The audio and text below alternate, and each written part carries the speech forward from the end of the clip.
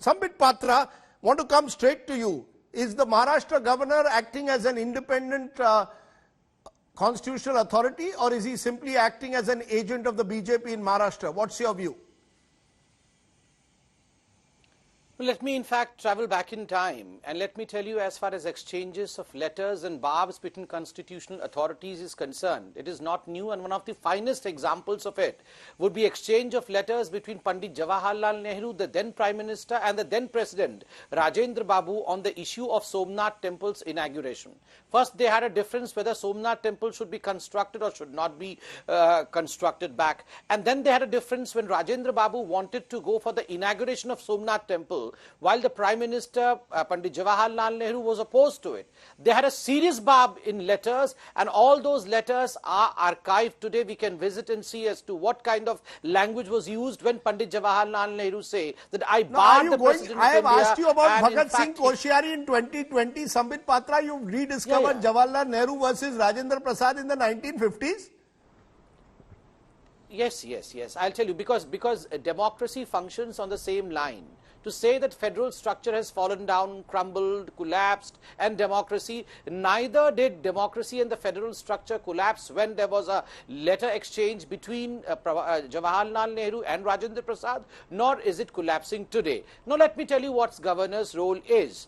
There were a constellation of people who met the chief minister. We had political netas, we had dharmic institutions, the religious institutions and their gurus, we had NGOs which met the chief minister, Mr. Uddhav Thackeray, demanding that since rest all of the temples are opened across the country and it's a matter of faith, why don't you open according to the issued guidelines of the MHA, which was issued after 31st of May, and the temples were supposed to be opened by June 8th. And in fact, there is a Supreme Court ruling as well, in which Supreme Court categorically mentions that the government should come up with a solution and they should open the places of religious worship. So if at all, I mean, he's a public representative, the chief minister could not solve this problem. So all these people went and met the governor.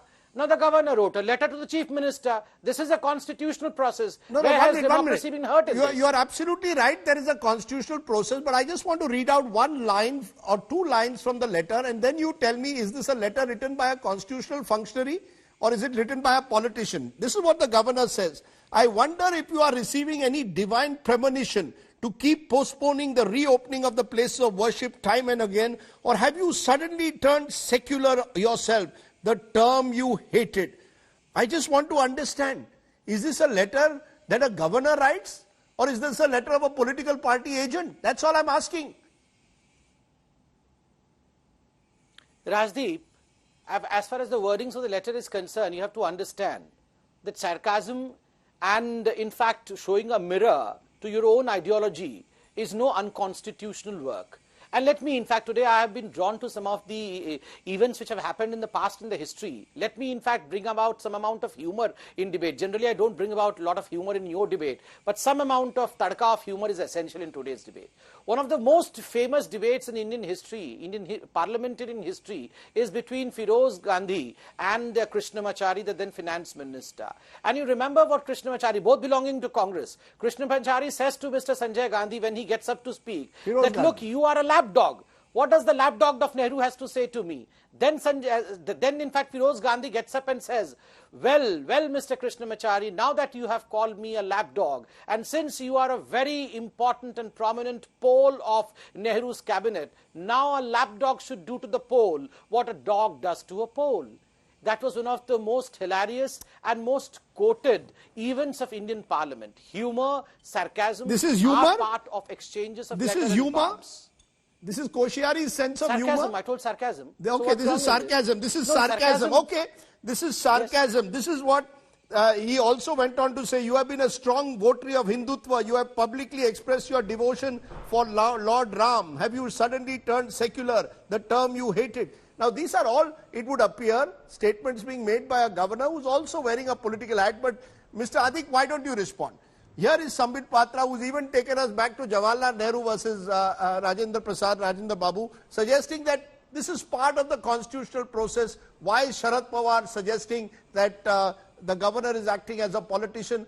Why is the chief minister not responding in a sense to the demand that various people are making to open up places of worship?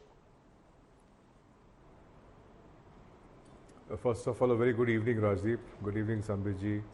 It's wonderful how Sambit ji always goes back in history and remembers anecdotes that happened during Panditji's time. I mean, this has been the habit, this has been the calling of the BJP ever since Modi ji has become the Prime Minister.